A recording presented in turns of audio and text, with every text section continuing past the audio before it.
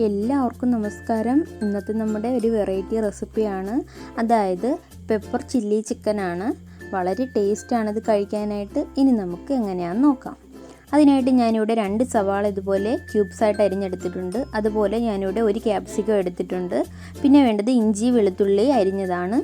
ഇനി നമുക്ക് എങ്ങനെയാണെന്ന് നോക്കാം. ഞാനിവിടെ 3/4 കിലോളം ചിക്കനാണ് എടുത്തിരിക്കുന്നത്. അതിലേക്ക് കുറച്ച് ഉപ്പും 1 നാരങ്ങയുടെ അരമുറി ഇതിലേക്ക് പിഴിഞ്ഞൊഴിച്ച്, അതായത് 1 കോഴിമുട്ടയും കൂടെ ചേർത്ത് കൊടുത്തിട്ട് നന്നായിട്ടൊന്ന് മിക്സ് ചെയ്തെടുക്കണം.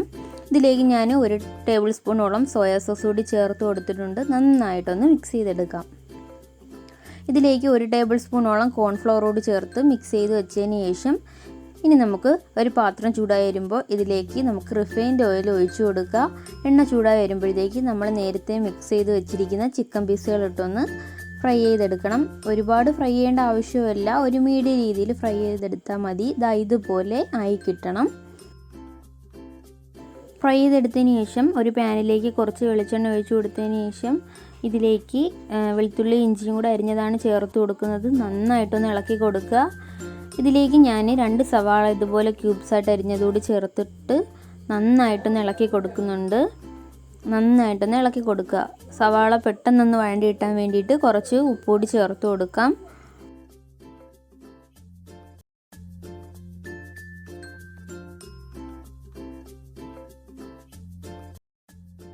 നന്നായിട്ടൊന്ന് ഇളക്കി യോജിപ്പിക്കുക. ഈ ഒരു ചില്ലി ചിക്കൻ എന്ന് പറയുന്നത് നല്ല ടേസ്റ്റാണ്. ഇത് കഴിക്കാനായിട്ട് ഒരു വെറൈറ്റി ടേസ്റ്റാണ് ഇതിന് കിട്ടുന്നത്. അപ്പോൾ സവാള ഏകദേശമൊക്കെ വാടി വരുമ്പോഴത്തേക്ക് ഇതിലേക്ക് 1 ക്യാപ്സിക്കമാണ് ചേർത്ത് കൊടുക്കേണ്ടത്. ഈ ക്യാപ്സിക്കവും കൂടി ചേർത്തിട്ട് നന്നായിട്ടൊന്ന് ഇളക്കി കൊടുക്കണം. നന്നായിട്ടൊന്ന് ഇളക്കി അടച്ചു വെച്ച് നമുക്കൊന്ന് കുക്ക് ചെയ്തെടുക്കാം. ഇനി നമുക്കൊന്ന് തുറന്ന് നോക്കാം. അപ്പം ഏകദേശം നമ്മുടെ സവാളയും ക്യാപ്സിക്കവും ഒക്കെ ഒന്ന് വഴണ്ടി വന്നിട്ടുണ്ട്. അതുപോലെ ഈ ക്യാപ്സിക്കൊക്കെ ഒരുപാട് വെന്ത് ഉടയേണ്ട ആവശ്യമൊന്നുമില്ല. അപ്പോൾ ഇതുപോലെ വാടി വരുമ്പോഴത്തേക്ക് ഇതിലേക്ക് ഞാൻ 1 ടേബിൾ സ്പൂണോളം കുരുമുളക് പൊടിയാണ് ചേർത്ത് കൊടുക്കുന്നത്. അതായത് ഈ ഒരു ചില്ലി ചിക്കന് കുരുമുളകിൻ്റെ ആ ഒരു ഫ്ലേവറാണ് മുന്തി നിൽക്കേണ്ടത്. അതുകൊണ്ട് കുറച്ചധികം തന്നെ ചേർത്ത് കൊടുക്കുക. ഇരിയൊക്കെ ഓരോരുത്തരുടെ ഇഷ്ടാനുസരണം ചേർത്ത് കൊടുക്കുക. ഇത് പൊടിയോടി ചേർത്ത് കൊടുത്തിട്ട് നന്നായിട്ടൊന്ന് ഇളക്കി കൊടുക്കണം. അപ്പോൾ പൊടിയുടെയൊക്കെ ആ മൂപ്പൽ മാറി വരുമ്പോഴത്തേക്ക് ഇതിലേക്ക് ഞാൻ 1 ടേബിൾ സ്പൂണോളം സോയാ സോസാണ് ചേർത്ത് കൊടുക്കുന്നത്. ചേർത്ത് കൊടുത്തതിന് ശേഷം ആ സോസിൻ്റെ പച്ചമണം മാറുന്നത് വരെ വഴറ്റിയെടുക്കുക. അതുപോലെ ഫ്ലെയിം സിമ്മിൽ വെച്ചിട്ട് വേണം ചെയ്യാനായിട്ട്. അതുപോലെ തന്നെ 1 ടേബിൾ സ്പൂണോളം ചില്ലി സോസ് കൂടി ചേർത്ത് കൊടുക്കുന്നുണ്ട്. ഈ ഒരു ചിക്കൻ റെസിപ്പിക്ക് ടൊമാറ്റോ കെച്ചപ്പിൻ്റെ ഒന്നും ആവശ്യമില്ല. നന്നായിട്ടൊന്ന് ഇളക്കി കൊടുക്കുക.